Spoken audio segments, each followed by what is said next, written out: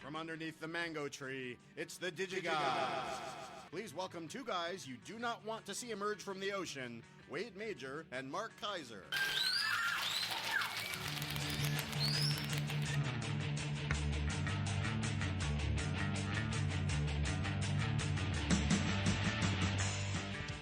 I can absolutely confirm that. I've seen Mark emerge from the ocean, and it is not a pretty sight. It is ugly as can be.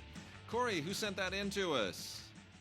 That was sent in by Makoto Tsukishima, who did once see Wade and Mark emerge from the ocean and was never the same. Yes, very true. Makoto, thank you. There is a man from Japan who is unafraid to make Japanese monster movie references, and I love that. That is awesome. So thank you, Makoto. That was a great intro. So a few things left over from last week. Wait! What are you doing? What? We have a very special person sitting next to us. Look at that. Well, hello there, guest person. Hello, DigiGods. Hello, DigiGods audience. It's me in the same room with Mark. Usually I'm here because Mark is not. This may, in fact, rip a hole in the time-space continuum, which will be interesting because that's why I'm here to talk about time travel movies. That is, in fact, so this is our special guest, Tim Cogshell. Tim, who has been a colleague and friend of ours and especially of this podcast for many, many years. Tim, thank you for being here. We are actually, we're helping Tim out a little bit, too. Tim, what are your ulterior motives here today? So I'm doing this little gig over on our radio station, KPCC 89.3, where Wade and I do share duties on Film Week. And occasionally I do a little work for John Raby's Off-Ramp program, where I talk about film and culture and other crap. A few weeks ago, I talked about time travel movies. And I didn't get a chance to talk about everything that I want to talk about, and we don't really talk about TV on that show, so I want to talk about some really neat time travel episodes, so the X-Files and things like that. So we're going to talk a little time travel movie today. That's what we're going to do. Bravo. A lot of fun. Looking forward to it. I'm not looking forward to it. You're not looking forward Tim's to it? taking time away from me. Okay, well. My damn show. All right, fine. So charge be him. it. All righty. But he is talking about time travel. May I just say that if one of the time travel movies is like The Terminator or Star Trek, I'm going to shoot you both.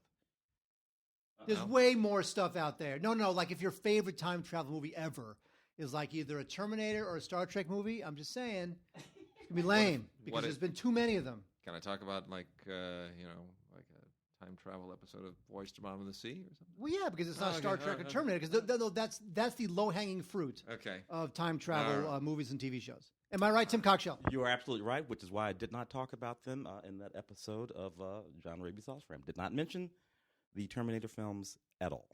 I like this Tim guy. I like the cut of his jib. All right, fair enough. So let me hit a couple of anime titles that I did not get to last week real quickly, just to make sure everybody is on board and aware that these are out there. Black Butler, super cool artwork, super cool animation. These are all Funimation titles, by the way. This is the latest batch of Funimation, which is just always amazing.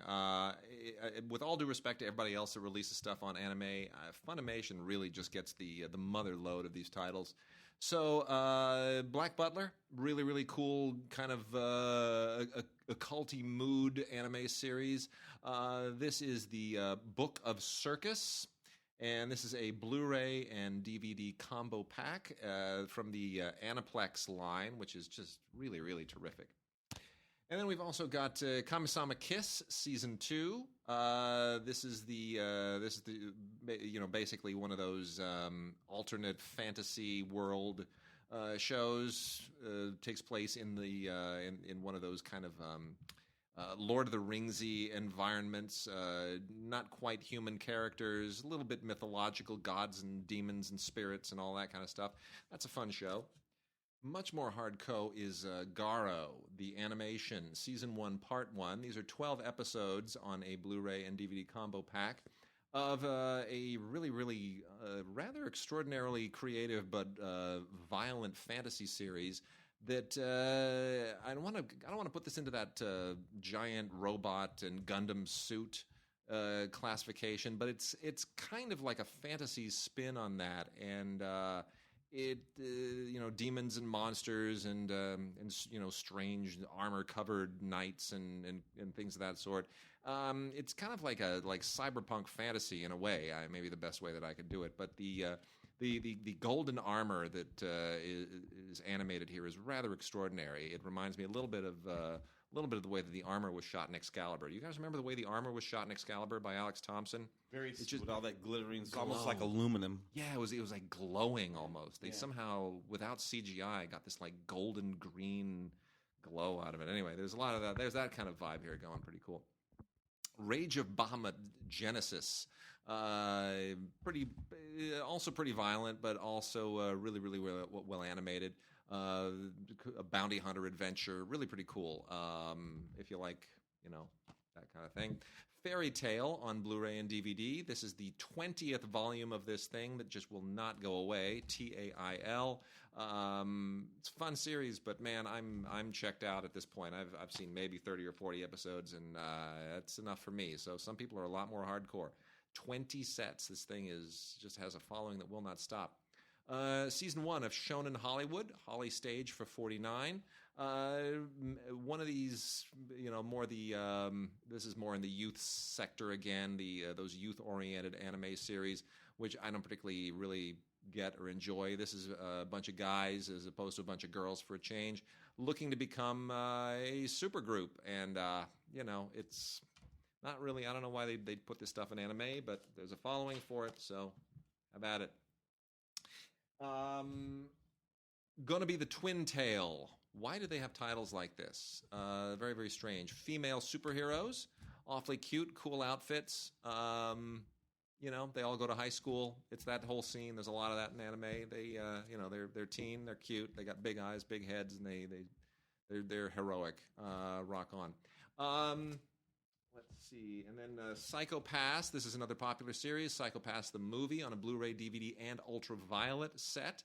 The Ultraviolet is a relatively new advent for Funimation. So if you are an Ultraviolet fan, just know you are able now to begin adding Funimation anime titles to your Ultraviolet library. Psycho Pass is a good one. This is a really, really cool, well-animated, very intelligently written science fiction series. Let's see, the last couple here. Boy and the Beast, Blu-ray, DVD, and Ultraviolet set. This is kind of old school.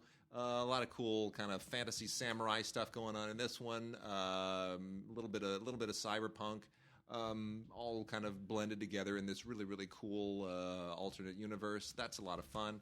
And then lastly, also with Ultraviolet is The Girl Who Leapt Through Time from the amazing animator Mamoru Hosoda, which is really, really quite a wonderful story. This is one of those youth things again, but it's one that I find actually very well written and beautifully kind of put together about a girl who discovers that she has the ability to leap backward in time. Tim Cogshell. Interesting. There's your time travel thing. The Girl Who Leapt Through Time.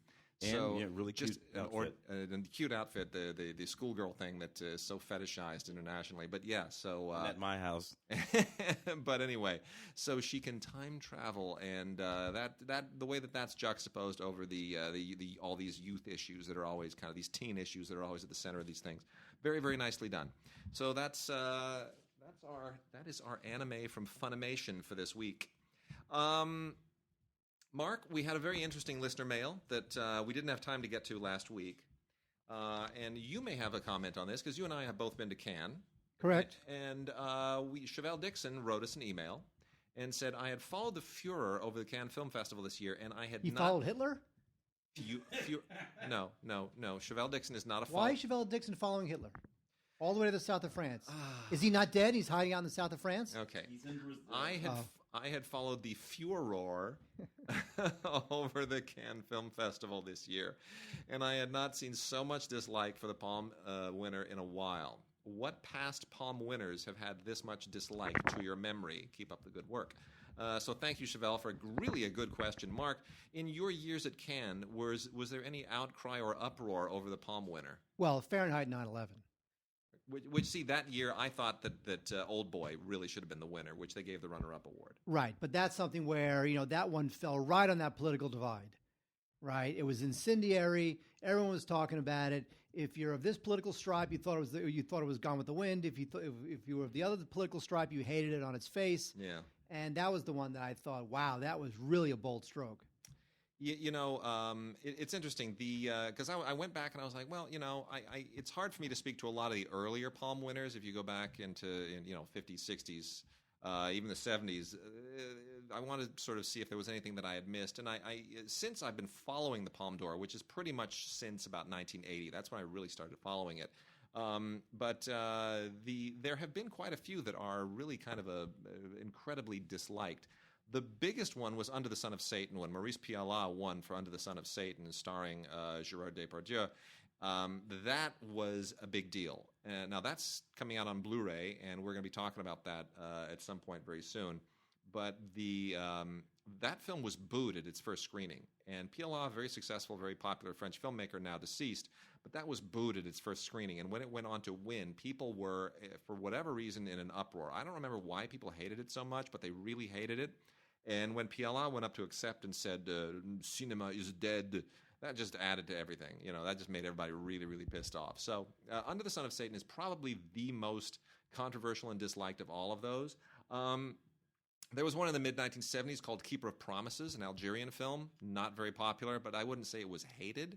And last year, Jacques Audiard's Dupin was not particularly liked. That was not liked. It was not liked. People thought that was weak sauce. They kind of felt like, okay, and that's when this disconnect. Like the Cannes equivalent of Oscars So White is you're not picking what the critics like.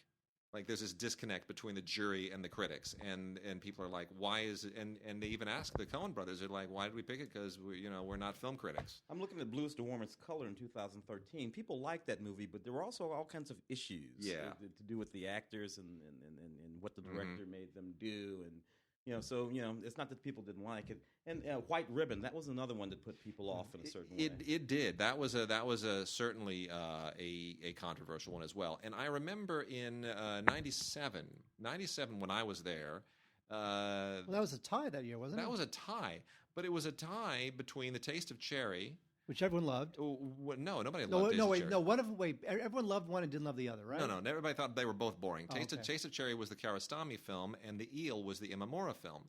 Well, the Taste of Cherry people thought was fine, and The Eel everybody thought was boring. But by and large, there were a lot of really interesting films in the competition, and people are like, so you didn't just give it to one boring, undeserving movie, you gave it to two boring, undeserving movies? You couldn't figure out which one was like the put you to sleep better. What's the issue? But no one hated those films per se. And I would say this year the Ken Loach film, nobody really hated it. People hated Dancer in the Dark. Oh, they did hate Dancer in the Dark. Dancer in the Dark. They did. You're right. I didn't, but people did. Yeah, no, that's it. But because they hate Von Trier, they think Lars is out of his mind. But this year, people didn't hate the Ken Loach film. I think they just felt, wait a minute, there are like 4 or 5 really amazing movies that you gave nothing to, including that German film, which is supposed to be so amazing that I'm really looking forward to. Got nothing. And that reminded me then, I was like, okay, so 94, there was another really interesting year. In 94, this was the thing that I remember really well about 94. Everybody was already rooting for Kieslowski before the festival even began, because he had made 2 of his films in the Three Colors trilogy, Blue and White. Blue had won the Berlin Film Festival. White had won Venice. Here he was taking Red to the Cannes Film Festival. It's like, he's going to be the first filmmaker ever to win the Cripple Trown. He's going to win the Cripple Trown of film festivals, and he's going to do it at Cannes, and he's going to do it through 3 films in the single trilogy in successive years. It's going to be poetry. It's going to be like a dream, a fantasy come true. It's going to be amazing, the great Krzysztof Kieslowski. And everyone saw Red at the press screening, and I remember people walking out with tears in their eyes, right? And just saying, that's it. It's going to happen. It's fate. It's done. It's a foregone conclusion. It's such a wonderful movie. How can you not do it to this amazing film? And it's in French, of all things. And then you're sitting there and you're watching them give out the awards, and then you start thinking, you're like, wait a minute. Jury president is Clint Eastwood. And you're thinking, is Clint Eastwood really going to be down with Kieslowski? Like all the rest of us are, but is Clint going to be down with Kieslowski? Because in order for it to win the Palme d'Or, the president has to. The president can hold rest of the jury, completely hijack the process and hold the rest of the jury hostage and say, this is what the Palme d'Or is going to. You can give awards to anything else, but they have to agree on the other awards. There has to be consensus, but the president can really twist the arm for the winner. And that's when I started to get worried. And I was like, uh-oh, is Clint going to be down with Kieslowski? And suddenly it comes to, and Clint goes, and the palm door, and I remember him doing with the P. The P really popped. He goes, and the palm door, and that Clint Eastwood way, and the palm door goes to Pulp Fiction. And then the next shot on the big, because I'm looking in the adjacent, you know how it is at Cannes. You sit in the adjacent theater. You're in it's all going on in the Lumiere, right? And then next door, the press sits in the Debussy and watches on a big projection screen like everybody else in the world. And suddenly there's Tarantino. He stands up. He's high-fiving Lawrence Bender, and everyone was in a state of shock. And we just thought, are you kidding me? Kieslowski got nothing? Not a jury? Not a grand jury? Nothing? You walk away empty-handed? What happened in that jury room? And you could tell the jury was angry. Catherine Deneuve was like the vice president of the jury, and you could tell the jury was just angry. They were furious. And Tarantino goes up to accept his Palme d'Or, and some woman up in the rafters is screaming, Pulp Fiction is S, right? She's screaming, cursing at him. It's on the DVD. It's on the extras. You can see this on the extras. And she's screaming, Pulp Fiction is Pulp Fiction is and she's screaming this. And Tarantino laughs, and he throws her the middle finger, and I thought, this would never happen at the Oscars. No. And that was that. And that, to me, was maybe the most incendiary palm winner I ever saw. But, so yeah. Why do you think they didn't give Rouge one of the other awards? Do you think that was like a protest amongst? Was that the jury saying we will not give you that window, Clint? I have a feeling that it wound up being, and rumors have leaked out since that was a really contentious deliberation. That Clint was absolutely dead set on Pulp Fiction winning it. He was really impressed by the film. He wanted that to get the top award and kind of didn't care what got anything else. And then I think everybody else had their own little favorites. And there may have been if you had a consensus vote on a normal jury where people had to sort of agree on everything and they were congenial and didn't argue, I think Kieslowski would have taken at least a jury prize. But I think the feeling was everybody had their own pet favorites. And it probably wound up being the worst kind of horse trading. It's like, okay, fine, we'll give Best Actor to your guy as long as we give Best Actress to mine. Okay, fine, you? Okay, fine, you get your movie, And I think it probably got really bitchy in the final minutes. And Clint was probably sitting in the corner reading a newspaper saying, just do whatever you want. I don't care. Just give it to Pulp Fiction. I get Pulp Fiction. You get whatever you want. And that's kind of what the rumor was, that wound up being a pretty nasty jury deliberation. The reason it matters is because it matters, of course. Yeah. These things make careers. Yeah. That win made a career. It made a career. And Kieslowski died about 3 years later. Yeah. So not that killed him. No. It might have. We don't know. In any case, thank you, Chevelle. Really good question. And so, shall we carry on to Tim? Do you want to jump into your thing? Do you want to talk about some time travel movies for a second? Let's talk about some time travel. All right, we can talk time travel movies for a second. So I'm on the show, and you do radio, terrestrial radio, and you actually only have the amount of time that you have. Yeah. And there were a whole bunch of time travel movies and things that I wanted to talk about that I didn't get a chance to talk about on the show. And I know you have your favorites, Wade, so I'm going to let you chime in here, too. One of the films that I really, really love in this genre is Somewhere in Time, 1980. Likewise. Young. Yes, that's right. Young Christopher Reeves and Jane Seymour, ridiculous. It's just an incredibly romantic show. And I don't know if you'll get a chance to do this, Wade, but a little bit of the John Barry score, for that film would go well right about here. Okay, that's enough. Oh, I'm going to let it ride for a little while. I'm going to let it ride. Why not? So this beautiful John Barry music that we have going in the background now. And this is an absolutely beautiful movie. And if people haven't seen it, it's a chance to see a young Christopher Reeve. Yes. Just in his top form, and a beautiful Jane Seymour in this beautiful setting. So I love that movie, right? Yeah. Another one. I'm dating myself with all my picks. I'm a big fan of Time After Time. Yeah. Oh, we love that movie. I love this movie, right? H.G. Wells meets Jack the Ripper in this completely wacky story. Directed by Nicholas Meyer. Pre Wrath of Khan. I think it's his directorial debut, maybe. I think possibly. We'll find out. Yeah, but we're going to talk about Wrath of Khan later today too. Yes, right. Wrath of Khan. Then he wrote another one of those, didn't he? 7% Solution. Yeah. So Nicholas Meyer, and has that sensibility. Yeah. This is a film that came out in 1979, which happens to be the year that I graduated from high school, which makes it very important to me. It also has an insanely comely Mary Steenburgen. Yes, it in this does. film. Oh my God, I was so hooked on her in the late 70s and early 80s. Anyway, we should move on. And then there was this little film that I didn't get a chance to talk about on the show called Time Lapse. This is a 2012 film. Sure. Neat little film, this movie. Let me set this film up for you. I want people to actually go out and get this, right? Danielle Pennebaker is in it. I can't remember who the other actors are, but it's a neat little movie. You have this guy, this couple, and they live in this cottage that's across from another cottage, right? Mm-hmm. Now, in the other cottage, there's this professor who has died. He has built this contraption, and this contraption is pointing out of the window of his cottage directly at the window of the couple's cottage, right? So through that contraption, which is kind of like a camera, he can see their front window and everything that happens in the front room of their cottage, right? And this contraption takes a photograph of the thing that will happen in that front room of the next day at exactly the same time every day. And through a whole bunch of machinations, this young couple comes to know about this man and this machine. So they can see what's going to happen in their room the next day at the exact... Dude, this is a very clever storyline. It's a very smart film, especially a way of doing a time travel film that is all set in one very constrained location with a very limited cast. It's nothing but people coming in and out of more or less these 2 or 3 spaces and falling under the influence of knowing about this machine and what that means, and it just ties it up on a nice little type thing. Time Lapse is the name of the film. What's that guy's name? Bradley King is the director. Yep. And the Good writers little film. are Bradley and a guy named B.P. Cooper. Neat little movie. I like the little ones like that, dude. All right, now here are mine, and I will make this really quick. My time travel film selections are a little more eccentric. I mean, obviously, yes, I love Back to the Future and the original Time Machine, George Powell, which we have to make mention of, and sure. But here are the ones people don't typically think of as time travel movies: Time Bandits. Indeed. Terry Gilliam, really interesting movie. Not really a time machine. It's more kind of metaphysical time travel. Metaphysical, magical Terry Gilliam time travel. And you're not really you're sort of traveling between fantasy universes in a sense, but still, it's a time travel movie. Groundhog Day. Oh yeah, right. Because you're reliving the same day over and over. He's in that loop. It's in a loop. So you're not going into the past or the future in the conventional sense, but you're caught in a loop, which is wonderful. Slaughterhouse-5.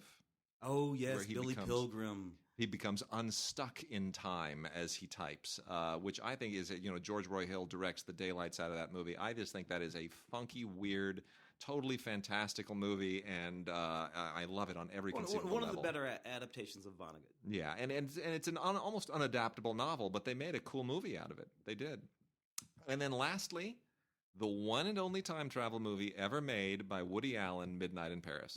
I love it. Absolutely love it. Okay, well, fine. Mark, with that, pass the microphone to Mark. Let him tell us. You took away my Midnight in Paris. I'm sorry. I don't like you anymore. I'm going to say, I'm going to be a little stinker and say the episode of The Twilight Zone, No Time Like the Past, where Dana Andrews, right, the famous film noir actor, goes back in time and tries to stop the sinking of the Lusitania, and he tries to stop Adolf Hitler. And then when he can't do that, he decides just to go back in time one more time and just live this idyllic life during a simpler time. But even that has its complications. It was also one of the rare, there was a group of Twilight Zone episodes that were an hour long. Mostly they were half an hour. And this was one of them. And I just think it's a terrific story. It's so poignant and so well acted. It was just really terrific. Other time travel movies I liked, I can't say favorites, since so many of these are great films, and I can't say Star Trek or Terminator. I would say Looper. Oh, yeah. I would say 12 Monkeys. Yeah. Not the TV show. Yeah, but the TV show is good, too. TV show is good, too. Very good. La Jetée, of course. That was one of the That's right. films that I talked about. Yeah. Now, could I say Midnight in Paris again? Sure. Midnight in Paris. Okay, good. Very good. I'm going to toss in one more just for the heck of it, because I want to talk about television. Yeah. An excellent episode of The X-Files, right? It's called Monday. Yeah. 14th episode, 6th season of The X-Files. It takes place at a bank robbery. It opens with Mulder already shot and bleeding out. Yeah. it's a fantastic, very tightly woven little episode of television. I think if we're talking time travel on TV, for me, Time Tunnel, the old Irwin Allen show. Oh, so much fun! Except for the way they got into that time tunnel. Yeah, they just sort of. But I don't know that time travel has ever been handled more intelligently in a movie or on television than in City on the Edge of Forever, Harlan Ellison's Star Trek episode. And I know Mark, you didn't want us to geek out on Star Trek, but it is. I just said the movies. The TV shows. But that is an amazing episode, and Ellison has sort of, he's been cocky about that for a long time, but it deservedly is, because there is that philosophical element that the time machine itself, which is this weird, archaic-looking ruin on this remote planet, or planetoid, as it were, is not just a device for going back and forward in time, but it's a teaching device, right? The Guardian of Forever is there to sort of to mentor you through all of these issues that time travel is somehow a conduit to learning what you should and shouldn't do, which of course is what they learned. It's like if you had the chance to go back and change history by saving the life of Edith Keeler, would you do it? And is there anyone who does not remember Kirk holding McCoy back, and you hear that car hit her in the background, and you look at the expression on DeForest Kelly's face? Jim, what have you done? Well, come on. Young, beautiful Joan Collins, that was. Yes. I mean, that moment, the two of them in love with the same woman, and yet sacrificing her for the sake of the future. I mean, that concept has never been brought home so forcefully as in that moment. That is a great episode. Nerd. Yeah. Good one. Okay, good one. fine. Thank you, boys. Thank you, sir. You're going to stick around and talk about a few more things? I'm going to hang around. All right. Stick around, because we have a very important question to ask you later Okay. in the show. Uh-oh. Yes. Uh-oh. Yes. Oh, that's right. So, We'll do later. Mark, would you please speak into the microphone? Well, okay. So, yeah, So- let's ask the question right now. Get it off.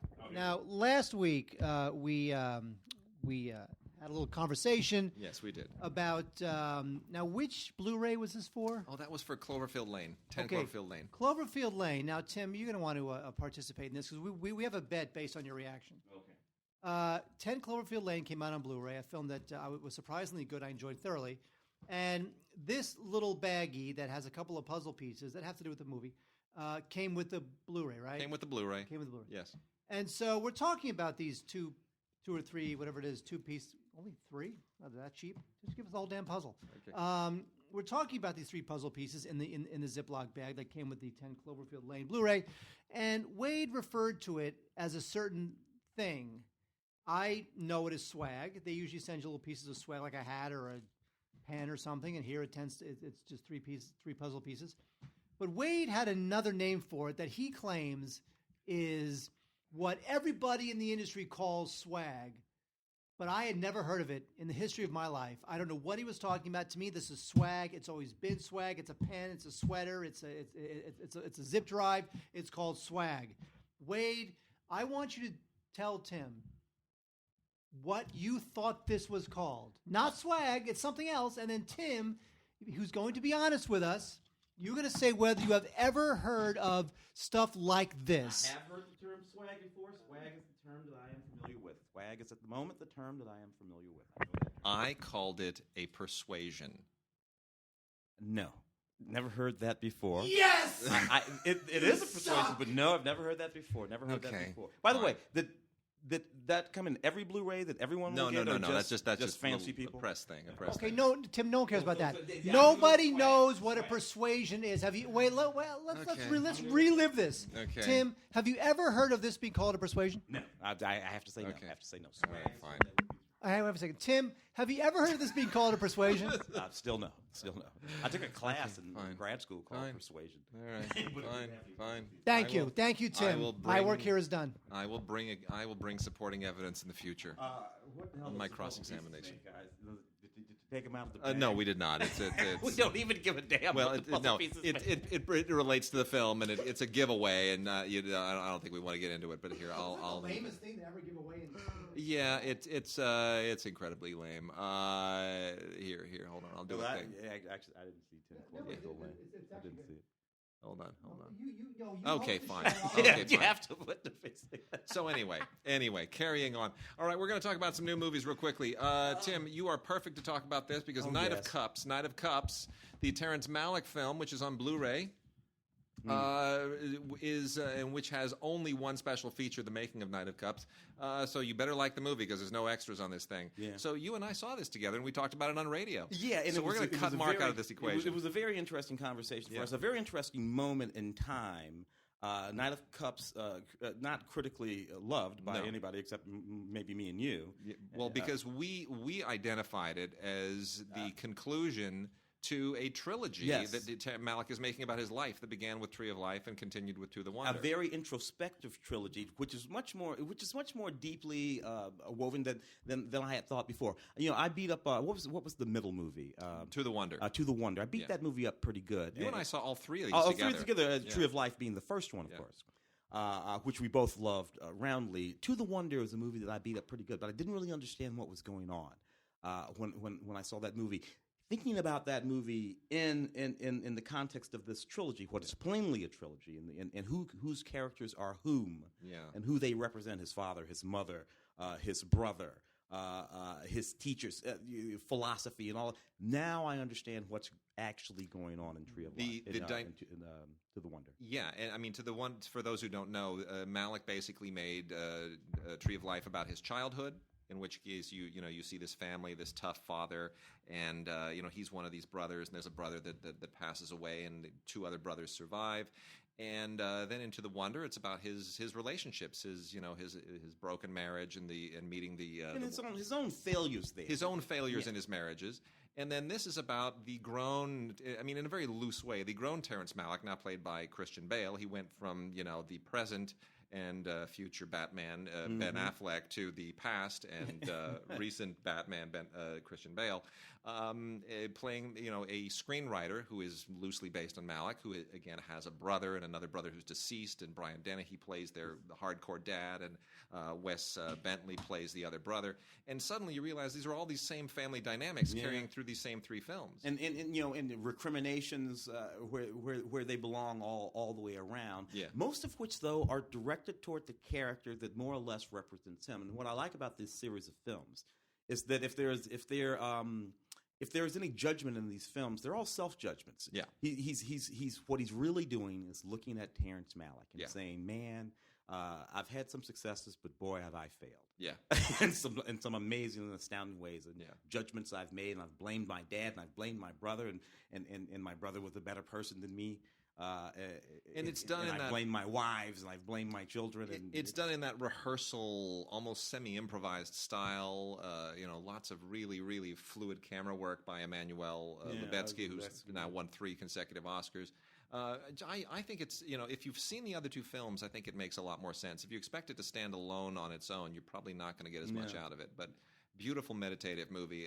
We both really, really like it a lot. And what did you say? Nothing else on that? It's the movie. It's a featurette. Featurette. Okay. Featurette where you don't actually see Malick because he doesn't allow himself to be photographed.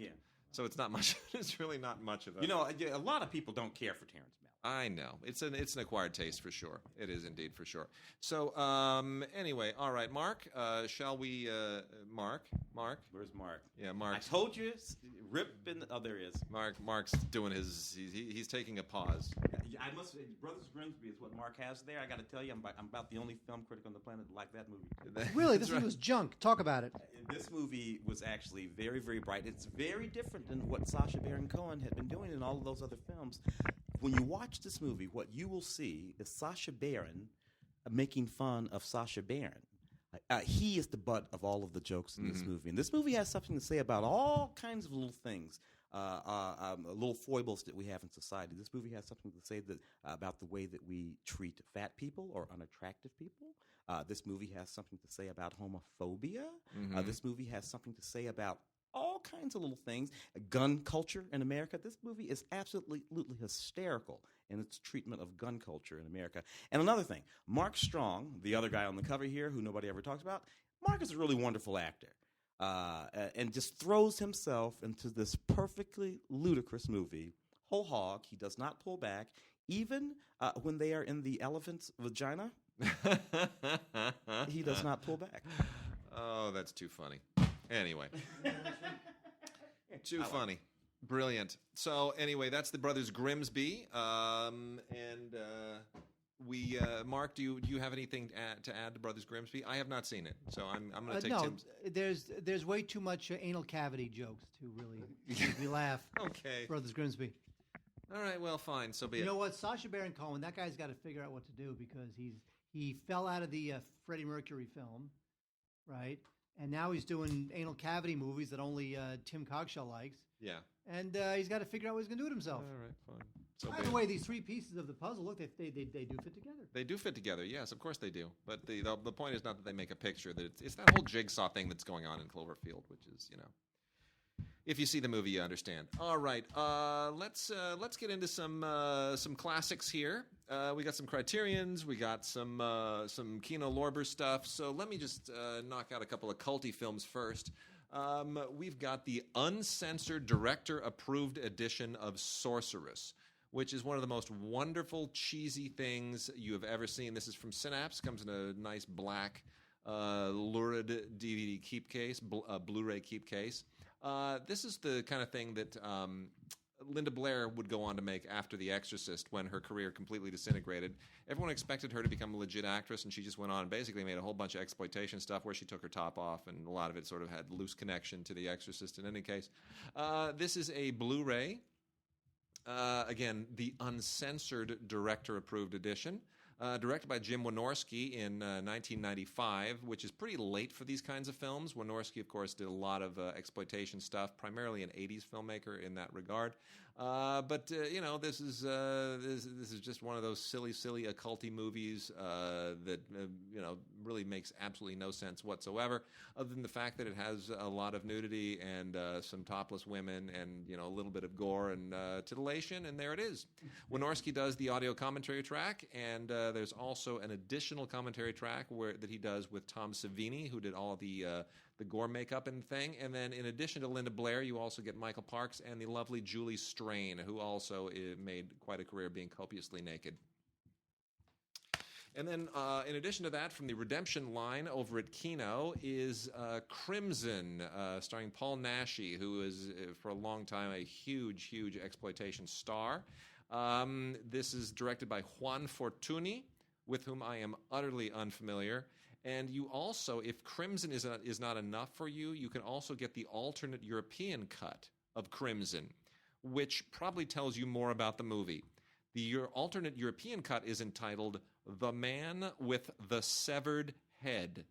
What? That's right, The Man with the Severed Head. So, if Crimson is a little bit too obscure for you and you don't really know what you go, well, what's it about? Well, the European version is called The Man with the Severed Head. That's a little bit like if, the U.S. release of, Star Wars was Star Wars, and then internationally it was the movie about the Death Star thing that gets blown up. No, that's what they call it in Japan. Could you speak into the microphone, please? Well, I am not speaking into the microphone because what if Tim would like to say something? Oh, well, what do I do? You speak into the microphone. We only have two mics, Wade. Anyway, this is one of those brain replacement movies. It's much worse than They Saved Hitler's Brain. It's just absolutely ridiculous. It is preposterous on every conceivable level, but it has sort of a cool cheese factor made in 1973, a European production, Spanish, French, a lot of European money in this. It's an absolutely silly film, but from an exploitation level, it is enjoyable in a really kitsch way. So that is Crimson, starring Paul Naschy, otherwise known as the Man with the Severed Head. All right, Mark, tell us what we got on Criterion this week. Oh, do we have some cool Criterion stuff for you this week? In fact, I will take a couple, and because Tim Cogshell's here, he will take a couple too. What do you think of that? Okay. 1973, we have the absolutely surreal, strange, wonderful political allegory, Fantastic Planet. Imagine if, I don't know how to put this. Imagine if the animation from Monty Python was told to tell a serious story. Yeah. It looks like the animation from Monty Python. This has been on DVD twice previously. Both of them, welcome on DVD because it's such a hard film to find. But neither was a really terrific transfer. I think everybody was sort of willing to suck it up and live with the previous DVDs, just because they were there. And most people I know who got one got the other. So I know a lot of people who actually have both DVDs because the extras are a little different, and there was just no they couldn't live to part with either one of them because they didn't know when the film might come around again. Well, I think you can part with those DVDs now because this is a great Blu-ray set. Yeah, this is again. It's a French film. It is. It's surreal and it's trippy and it's psychedelic and it takes place on this distant planet where humans are enslaved by these giant blue people, and then one of the humans who had been raised as a pet from childhood escapes, and then winds up with a band of these kind of crazy radical separatist types. And it really cannot be explained. It needs to be seen to be believed. It's from 1973. It is only 72 minutes, and that's about all you can take of something so trippy and so strange. And, of course, Criterion has done the best they can on the Blu-ray. It's a 2K digital restoration. But, again, this is a 1973 film, so how good will it ever get? A couple short films by the director, a documentary on the director. And, yeah, it's really interesting stuff. Fantastic Planet is completely worth a rental just to see what it'll be like if a Monty Python animation was used to tell a political allegory about racism. Awesome. We also have, by the way, another terrific film. If you've, I'm sure you haven't, but there was a film, I think it was in the early 80s called Heaven Can Wait with Warren Beatty. And Heaven Can Wait is Heaven Can Wait available on Blu-ray? Ooh, Heaven Can Wait, I believe, is going... it's kind of not, right? Actually, maybe Heaven Can Wait was 70... Heaven Can Wait was like the late 70s. I want to say Heaven Can Wait is supposed to be coming out from Criterion, but I might be confusing it with what you're holding in your hand right now. That is right. Now, Heaven Can Wait with Warren Beatty, a great film. Everyone loved it. It was directed by Warren Beatty and Buck Henry. Very beloved for its time. That film is actually based on another film, an earlier film from 1941 called Here Comes Mr. Jordan. Heaven Can Wait is only available... Heaven Can Wait was released from Paramount originally on DVD, and then it was released again on DVD in a Criterion... no, that's a different Heaven Can Wait, so never mind, I take it back. Now there was a Heaven Can Wait with Gene Tierney. That's the and Don 1943. Ameche, yeah. That's the 1943. That's what's on Criterion. That's what was confusing me. So, yes. Am I crazy, or isn't that Steven Spielberg film from the 80s, Always? Always is based on... that's right. That's based on a guy named Joe. Guy named Joe. That was when you look at Here Comes Mr. Jordan, a guy named Joe, Angels in the Outfield, even It's a Wonderful Life. That was the thing in the 1930s and 40s. Like every other movie had some angel helping somebody out. And if you think about it, well, like Nazism and fascism and communism and World War II and the Great Depression, damn well needed an angel back then. So I think everybody wanted to feel like there was somebody on the other side looking out for them because the world was just a horrible place. It's a Wonderful Life. That had an angel. I just said that. Oh, I was listening to your ugly face. Anyway, Here Comes Mr. Jordan from 1941. It's Robert Montgomery. He plays a boxer. Now in the Warren Beatty film, he was a football player. But he plays a boxer, and his plane crashes in a crazy accident. But instead of going to heaven, he is returned to Earth thanks to an angel named Mr. Jordan, played by Claude Rains, who everybody knows more as the Invisible Man. And it's a terrific little comedy, a lot of fun. This thing, Criterion has done a good job on this as well. 2K digital restoration. There's a conversation between critic Michael Sragow, who's a member of the LA Film Critics Association, and one of the other filmmakers. And there's a Lux Radio Theater adaptation from 1942 starring Cary Grant, which is definitely very cool. And I think you'll like this a lot. This is a cute movie. It's not really that dated. It's funny because like the Warren Beatty one is almost a little more dated. The Warren Beatty one is a little more. He plays a football player, not a boxer. It's a little more screwball comedy, I think, than Heaven Can Wait than Here Comes Mr. Jordan is. But I like this film a lot. It's good. It's really, really good. And then actually, Tim's going to do one of them. Yay! Oh yeah. Why? Because it's the fancy film in the bunch. That's why. La Chienne. And Jean Renoir. It's an absolutely beautiful film. I like this film. 1931, this film is made, right? Yeah. This film is about a guy. He's a married guy. He falls in love with this chick. Her name is Lulu. Lulu turns out to be a hooker, and she has this pimp named Dee Dee, and she's really just working this guy to get money for her pimp. This is like some edgy stuff, dude. It is. I don't think you could make this film this straight today. You probably could. As they did in 1931. Plus, Jean Renoir, an absolutely wonderful filmmaker, and it's in that sort of moody sort of tone that he always sort of Good stuff. So check that out for sure. This thing, let's see. I'm trying to see if it has anything interesting on it. No, I'm afraid it does not. Actually, it is a 4K digital transfer, and it does have an introduction by Jean Renoir, 1961 introduction. So nice. Yeah, which is neat because I was born in 1961, so that makes it good. Fantabulous. Renoir, by the way, is one of the unsung greats He is. of film. I mean, because this is 1931, so it's like the early sound era. Well, and then the other guy, you know. I know when you're and Renoir's father was the painter. Auguste Renoir, the great painter. Yeah. A couple years later, next year, he'd made Baudu Saved from Drowning, which Criterion had released on That's DVD. right. And, of course, he would later make The Rules of the Game, which for a long time was considered like the best film ever made in that Sight and Sound poll. Yeah. Right? And he was amazing. Grand Illusion, of course, from 1937, one of the all-time great anti-war films. So, Jean Renoir is the man. All right, and then from Full Moon Features, who's releasing a lot of Blu-rays now, there is H.P. Lovecraft's Lurking Fear, which is a weird kind of occult film. Obviously, I've never read the original Lurking Fear, but this is from the 80s, and it's like 84, I believe it is. And the idea basically is you got a guy played by Blake Bailey, who's been doing time in prison. He didn't commit the crime, but he comes out, and his family, including like a really weird Vincent Schiavelli, who's always a weird dude, especially in Ghost. Remember him in Ghost? He was all creepy and weird. He reminds me of. He always reminds me of Richard Libertini. A little bit, except he's like, Richard's a nice guy, and Vincent Schiavelli's kind of a creepy dude. No, but they're both like tall, lanky. Have you ever seen Vincent Schiavelli around town, though? Who hasn't? Well, he drives like an old classic car from like the 30s or 40s, and he's always kind of decked out in some weird kind of scarves and berets and things like that. Vincent Schiavelli, the day that the 1992 riots broke out here in Los 92. Angeles, I was in Paris. I was interviewing Vincent Schiavelli on the roof of his house in West Hollywood. His apartment. Kidding. He lived in the Fauntleroy. What's the name? What's the name of that fancy building right there? On Rossmore, yeah, right there. He lives. Oh, yeah. That's where he lived in 1992, anyway. And for whatever reason, we had went up to the roof. He was in Batman, I guess it was that's the right. Batman Yes, sequel. yeah. And I was interviewing him for Entertainment Today magazine that you and I work for. I was writing a feature, and we're sitting there, and Vincent Schiavelli looks over my shoulder and he says, "What's that?" And I looked back and I said, "It looks like a fire. I don't know. It looks like it." And he says, "Well, then what's that?" And I looked over, and it's like another fire that was bigger than the first fire. And we went to his apartment and turned on the news. And we realized that the city was on fire.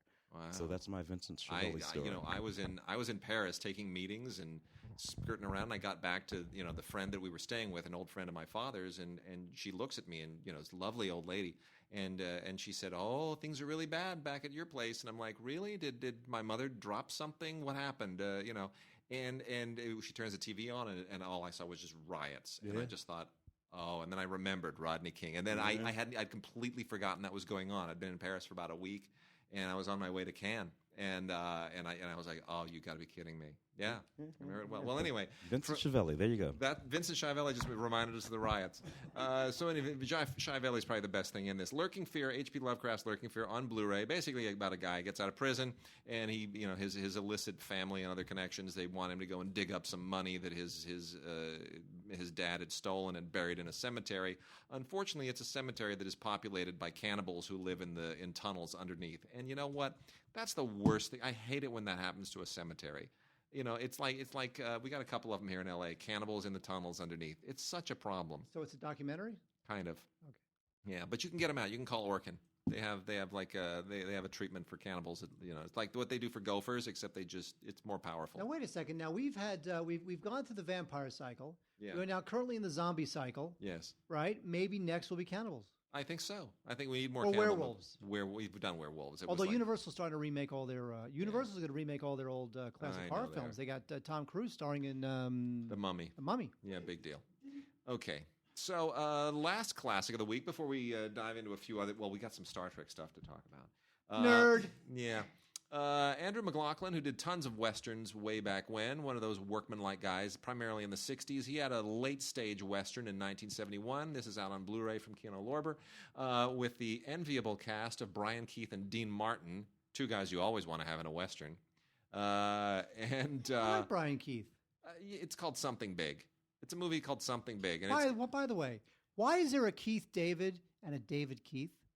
Why don't you IMDb that? There's a Keith David and a David Keith. I know that. Right? Yes. Right? Tim, back me up. Another hole in the time-space continuum. Here's the interesting question. Do you know which one's black and which one's white? Keith David is black. Yes. I have no idea which one is which. Keith David, yes, Keith David's the black guy who is also the dad, as it is in Something About Mary. Right, yes, sure. He's in the Thing. Yeah, in the Thing. And he has that. He survives the Thing. He's one of the only two guys who survives the movie. And he has that amazing voice. He narrates a lot of commercials. He's got a great voice. And then David Keith is Officer in the Jungle. Yeah, there you go. But Keith David was also in The Nice Guys, I believe. He was in The Nice Guys. Oh, yes, he was. That's right. Yes, he is. And He's by in The the Nice way, Guys. He gets shot in The Nice Guys. In the hot tub or something. Yeah. Can I say something about The Nice Guys? I love that movie. I do love much of that movie. It's a little much after a while. But here's the thing. It annoyed me that the film tanked because everybody's complaining that the studios only make sequels and tentpole films. And here's Warner Brothers putting a decent amount of money behind a film that is original, bit of a throwback, but original, and a star vehicle, and it tanks. And all that does, it just makes Warner Brothers hunker down even more. I'm going to make a prediction. First of all, it was R-rated. I don't think they handled it quite as well as they should have. I also think it was not released at the right time. I think a film like that, you don't release that film now. You release that film in October. You know what I mean? You release it in October and you platform it a little bit and you let it sort of build a reputation and then become a must-see thing. But I'm also going to predict that it's going to do really, really well on DVD and Blu-ray. I think it's going to do really well in ancillary markets. I think well enough that we may get a second one because they set it up for another one, and I really want to see those guys do another one. It all depends on how much it costs in the first place. It was expensive. They spent a pile. I mean, that's got a lot of car crashes and there's real effects in that thing. So anyway, Something Big, kind of a silly western. It's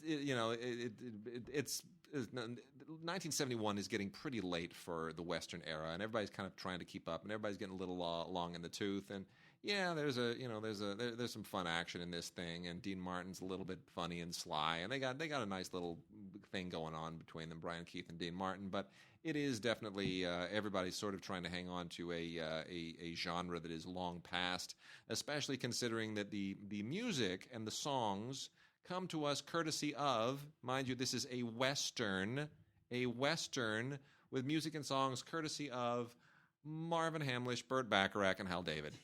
Oh, come on, raindrops keep falling on my head? Totally inappropriate to that movie, but we love it because we still love the movie in spite of the song, not because of the song. You know that. Yeah, that is true. Yes. Okay, so Marvin Hamlish, Burt Bacharach, Hal David, not exactly what I associate with westerns, but nonetheless, it's an okay film. Wade's a hater. All right, Mark, we've got a nerd moment here. What is that over there? Let me show me that. The big one. The big one. And when I say show me the big one, that is not sexual in any way. Thank you. Tim, take over the mic. Okay. All right, I've got the mic. So we're going to talk now about Star Trek II: The Wrath of Khan Director's Cut, which I don't think is any better than the regular cut. I really am not a fan of Wrath of Khan at all, as we know on this show, but Mark loves it. But I made an issue. As soon as this arrived, I posted a picture on the Facebook page to underline the fact that I think this is the worst cover I have ever seen on any Blu-ray ever. Mark, this is one of those Mondo things. Okay, so it's lame. Black, white, and red pastiche of characters from the film. Drawing, not a fan on any level whatsoever. But Kevin Haub, listener on the Facebook page, went and got some of the original Bob Peak artwork, and he did a cover that I am now going to replace it with. Oh, wow. Thank you, Look Kevin. at that. See? Isn't that great? Thank you, Kevin. So the original Bob Peak artwork, which is just wonderful, and Bob Peak, of course, one of the legendary poster artists of all time, going all the way back to Funny Girl and My Fair Lady and Excalibur and Apocalypse Now, all of which, by the way, they had a Bob Peak exhibit about a year and a half ago at Pepperdine University, which I went to, and I stood next to the original drawings of a lot of that stuff, and you look at the original artwork for Apocalypse Now with Brando's face and all the red and all of that, or the Excalibur artwork or Star Trek the Motion Picture, it's amazing. That guy was an artist par excellence. So that's the artwork that should be there. So thank you, Kevin. You saved the Blu-ray. As to the director's cut itself, what can I say?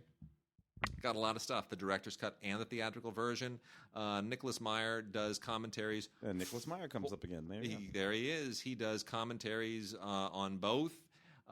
He also does a commentary on the theatrical version along with Manny Cotto. There's a text commentary from Michael and Denise Okuda, who do all of those really cool technical books on Star Trek stuff. And then there's a library computer and a thing on the Genesis effect and the effects, and lots of.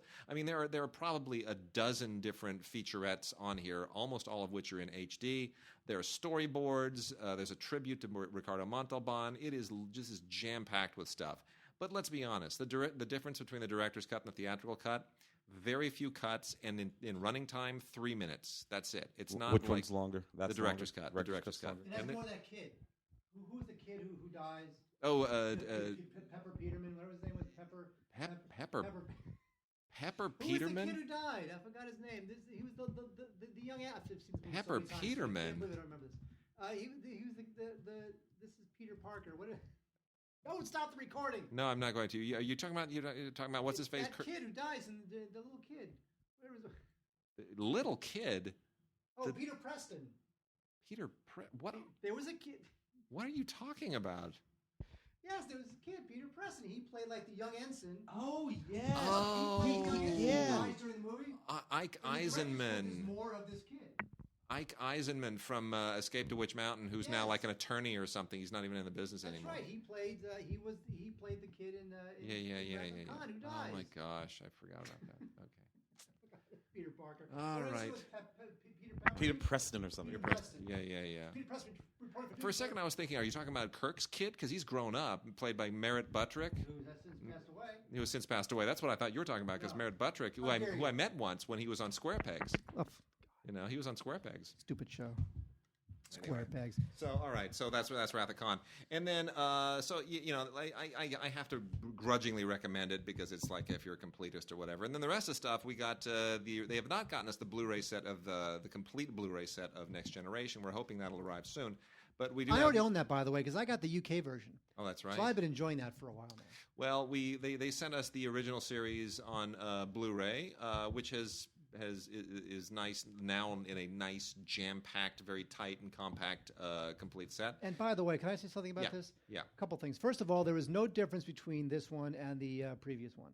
It's just a nicer, tighter package. Yes. And also, for those who are complaining that these are not widescreen, this was 1966, 67, 68, whatever. Yeah. They did not make television in widescreen back then. No, they did not. And by the way, also, the Next Generation is also not widescreen. Well, it is at a certain point. Yes. It's like third season, fourth season. But initially it was not. Initially it was not. Yeah, it switches over at a certain point. Now, That was one of those transitional shows. Now, I am one of those people who likes the original series with the enhanced visual effects. I know it's not canonical. It's not the original. I don't like it. I like it. No. I just do. Because I think they did. Not appropriate. I really don't disagree. But I have to say this. They did just enough to improve the effects, but didn't go overboard. It feels like Hardware Wars, the special edition. Did you watch Hardware Wars, the special edition with all the CGI? It's ridiculous. I have that DVD. It's ridiculous. Yeah, it's absurd. By the way, there's another documentary that I'm talking about on Film Week this week, which is all about the Indiana Jones fan film. The guys that made it. You aware of that thing? Of course. That feature. Yeah. That's actually that. I hated that documentary for a half an hour because what they did is they all came together like 30 years later to shoot the one scene with the airplane that they were not able to shoot in the original one. They're spending tens of thousands of dollars, these guys, to fulfill a dream from when they were 11 years old. And I'm thinking, okay, you're a bunch of indulgent, overgrown losers. You're risking your jobs and everything to complete. I mean, why are you doing this? And then it gets interesting. So I will say, then the film won me over. So very interesting film. Anyway, completing our Star Trek coverage today, the J.J. Abrams Star Trek and then its sequel, Star Trek Into Darkness, are both out in 4K Ultra HD editions with 4K Blu-ray, regular Blu-ray, and then, of course, the ultraviolet digital HD version, and loaded with extras, all the stuff that the previous ones had. Commentary by JJ and Brian Burke, who I have known for. It's just weird. It's weird hearing Brian. You introduced Brian Burke to JJ. No, I introduced Brian to Matt, and Matt introduced him to JJ. Got it. That's how that worked. Because honestly, JJ would know you on the street. He wouldn't know me. He's met me like half a dozen times, but I'm always like one of those guys who's just loitering around Matt's films. I'm not that important. Anyway, so many featurettes, it'll make your head explode. Gag reels and deleted scenes and all that stuff. I'm not a fan of either of these films, to be honest. I do not consider them canon. They belong really. They're closer to the Star Wars films. They're part of JJ's canon. They're not part of Star Trek canon. But the bottom line here is the Ultra HD, which is passable. I got to say, this doesn't look like they really took a great deal of time to maximize. Clearly, they mastered these things in 4K. The digital files were there, and then I think they just flat out transferred it and compressed it a little bit for 4K for UHD Blu-ray format to just codec to codec. But it doesn't look like there was a lot of work or special attention made to sort of maximize it and master it accordingly. I think they just wanted to get these things out because there's another Star Trek movie on the horizon, and let's sell as much of our stock as we can, and see if we can generate a little pre-release buzz. I think it's a marketing decision, so I would not necessarily recommend these. I think a better version is probably down the line somewhere, and if you have a Blu-ray, the upconverted Blu-ray is going to look just as well. So I do not recommend a double dip of these two films. Well, I got to say, Paramount has really been shanking this whole 50th anniversary of Star Trek. They have. There's something it has the feeling of like they weren't going to do anything. Then when people complained, they just scrambled and put together this and that. There's no celebrations. There's no I don't. Maybe at this point there'll be a special on CBS. I have no idea, but it just seems like it. And you know what? I got to say, in a year when sequels are tanking, you've got Star Trek Beyond, which already has one foot in the grave because that horrible trailer that everybody hated. Now they tried to fix it. They fixed it with a better trailer, but I mean, it's still the damage is done. I'm not really thinking this is like a. I don't know if I think Independence Day might do better than Star Trek Beyond. I'm so looking forward to Independence Day. It's gonna be good. I'm so looking forward to it, Tim. You got to be on board. I'm looking forward to this. Is my only problem with the notion. First, about the Star Trek thing. Who did we lose? We lost Leonard Nimoy. Yeah. Most recently. Yeah. McCoy is gone. Yeah. Scotty's gone. Yeah. So we still got Chekhov and Zulu walking around, and of course Captain Kirk. And Michelle Nichols. All I want is William Shatner and George Takei just trapped together in some. That's what I want. Who has the sword? No, wait, what was that episode of the show? What was that episode of the show?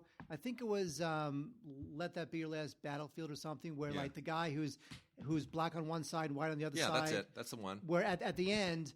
They go into some Frank Gorshin is the guy, right? Yeah, and then at the end they go into some dimension where all they do is fight each other for all eternity. No, you're confusing. You're confusing two episodes. That's the alternative factor with. No, that's Let There Be That Be Your Last Battlefield is the two guys from the planet who are the last two of the one's half black, one's half white on the opposite sides, right? And they're at war with each other. That was very much about racism.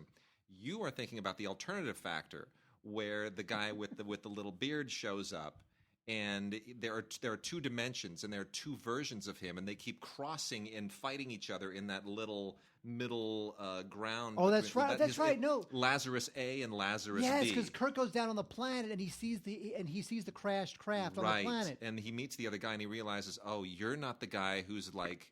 He goes, no, he's obsessed with me. He can't stand that I exist because we are alternate versions of each other, and then. And they're inside the thing, and they have to trap each other in there so that the other guy, and if they ever meet in either dimension, the universe will come to an end or some such nonsense. So Kirk has to blow the machine up and trap them. We are nerds, man. We are so pathetic. I cannot believe we're... No, well, first of all, you're a bigger nerd than me because I had the episode wrong. But also, that's what I want George Takei and William Shatner. I want them to be trapped in the dimension, and they struggle for all eternity. I want that so You realize that Shatner's going to bury all that whole... Shatner will bury that entire cast. Yeah, he will. He will live longer than any of them. You realize how good he looks for the fact that... What is he, 84 now? He looks Really? fantastic. Yeah, he's like 84. He looks fabulous. Yeah, it'll be him and Nichelle Nichols. Yeah, he was born in 31. He's born in 31. I know that same year as my mother and my father-in-law, who have both passed on. Yeah. He's born in 31. He's a child of 31. He will be 85 this year. And still working all the time. And still, he's 85. He's 85 now. He had his 85th birthday on March 22nd. there you go. By the way, may I just say that the two coolest people of our childhoods, Captain Kirk and Fonzie, both Jewish. Putting it out there. Who knew that the coolest guys on TV were actually Jewish? And one's a Canadian. There you go. Well, anyway, let's move on. We're going to talk a little British television before we wrap the show out. Tim, you're a fan of this show. I am. I really like Grantchester. It's really a neat show set in about 1953, just outside Cambridge. And you have this guy who's the vicar of this small town. And, he ends up going around solving crimes and doing all that kind of stuff. Sort of a Miss Marple kind of thing going there. But what I like about this show is it delves into some really, really interesting sort of social constructs and conversations, including things to do with race and gender and sexuality. All very interesting stuff to have been talking about in 1953, which is when this show takes place. Plus, this guy's incredibly good looking. It's a great show. Yeah. It's a really, really smart show. Really well written. Yeah, they've done quite a number with it. And James Norton, really James good. Norton, really special feature here: the making of Grantchester, the trouble with Sydney and Geordie. Anyway. A neat show. I love it when British television has the ability to do something that just doesn't happen in American television. So, for one thing, they do historical dramas. Yeah, which I love. Recent history as well as we don't do that here. You don't see a whole bunch of television programs set in the 50s and 60s and 30s in America. Now, why is that? I can tell you why it is. Yeah. Because we had a problematic culture in the 50s and 30s and 40s in America. In the UK, they had dealt with most of those issues. Yeah. Already. And it's not that they didn't have any issues at all, but the culture itself was built in a different way. And it's truncated a lot of the media that we have here. I would love to see some programming set in the 40s and 50s, that post-war period, maybe even the 30s here in the United States, that just dealt with all of the issues that were of the day. You know what I mean? Grantchester, like it. Absolutely. All right, so Birds of a Feather is a British sitcom that was on television over a decade ago, and it is back, apparently. I am unfamiliar with the previous incarnation of it, but it's a little bit like Absolutely Fabulous. It just keeps coming back every so often, and it's a little similar to that in some respects. It's not quite so unhinged. A couple of sisters and a good friend of theirs who all move in together, kind of odd couple style, so it's like an odd triple. And it is still very funny, and it is a smart show.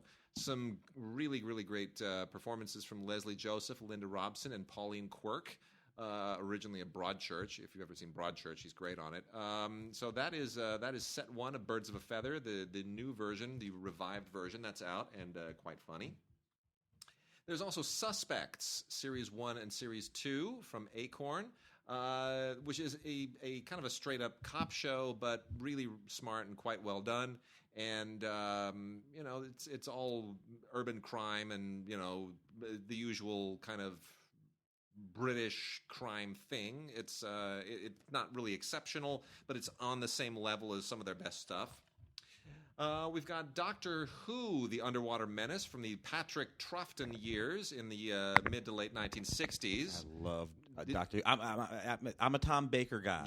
Yeah. But that's okay. Patrick was a great Doctor. He was a good Doctor. He was a surly bastard. I just really loved him. He was the last of the crusty, crotchety older Doctor Who's from in the 1960s before Baker and the young guns took over.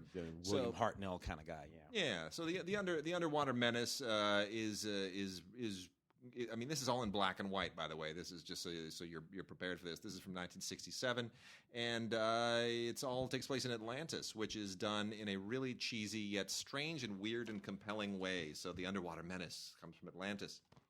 We've also got Call the Midwife, Season 5. I'm amazed at how long this show keeps carrying on. Another excellent British drama. It is, beautifully done, cinematic in wonderful, every way. Wonderful period stuff, and all of it, I mean, here's the thing that I love most. It's got Jenny Agutter in it. And yes, just right, Jenny Agutter. Logan's Run. Jenny Agutter, who just was She was also in something recent. Oh, everything. Oh, but it doesn't matter. She's just wonderful. She continues to be absolutely wonderful. I don't care what age she is. I want her to keep doing stuff forever. Keeps my youth alive. Anyway, no, it's absolutely delightful. Wonderful, wonderful drama called The Midwife, Season 5 on Blu-ray. That's from BBC. And then she was in Captain America: Winter Soldier. Oh, that's right. Yes, she's one of the the council people. Yeah. Detectorists is hilarious. We missed the first season of this. This is Detectorists Series 2 with Mackenzie Crook and Toby Jones, and they are just absolutely beyond hilarious. Have either of you seen the Detectorists? I have not seen that. This is an absolute laugh riot about a couple of guys who belong to a metal detecting club. They're looking for Saxon treasure buried somewhere in the English countryside. It's just a riot. It's an absolute hoot. The fact that, and apparently this really exists. There really are metal detecting clubs, like guys who go out with their. It'd be better to look for Roman treasure buried in the English countryside. Probably wouldn't be metal. It might be. It might be some kind of metallurgy, Bronze Age. You could go all the way back. And then Life of Verdi from Acorn is a biography about the great Italian composer. It is one of the. It's one of the more interesting television biographies I think I've ever seen. It is really, really elaborate. Verdi's life is quite dramatic. I think this verges on being too long. It is 11 hours, which is quite a slog. It didn't need to be that long, but it is quite nicely put together, and for especially made in 1980, which is sort of the golden age of the miniseries when these things were trying for something a little more cinematic. You're kind of around Roots and Shogun and the Thornbirds and Centennial, and that's when all Masada, all that stuff was happening on American television. So they were going for something a little bit more sophisticated on British television as well. So it is decent, but 11 hours in 7 episodes is quite a slog. And then lastly, The Last Panthers, which is quite a treat because you get John Hurt, and anytime John Hurt shows up in any cast, however minor, however much of a token cast member he is, it's pretty great. There's even, by the way, it even has a David Bowie theme for this series, which is really terrific. So The Last Panther is really quite a fascinating, powerful miniseries. It takes place centered around a diamond heist in the south of France. And beautifully put together. International cast. Tahar Rahim, really, really excellent in this. Samantha Morton also shows up as her usual excellent self. Fascinating. Shot in 7 different countries in 5 languages.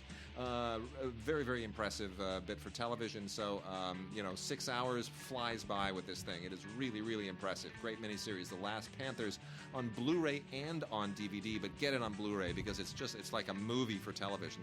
This is if we were talking British miniseries, one of the best things they've done in a very, very long time. So, John Hurt, Samantha Morton, Tahar Rahim, really, really great. The Last Panthers.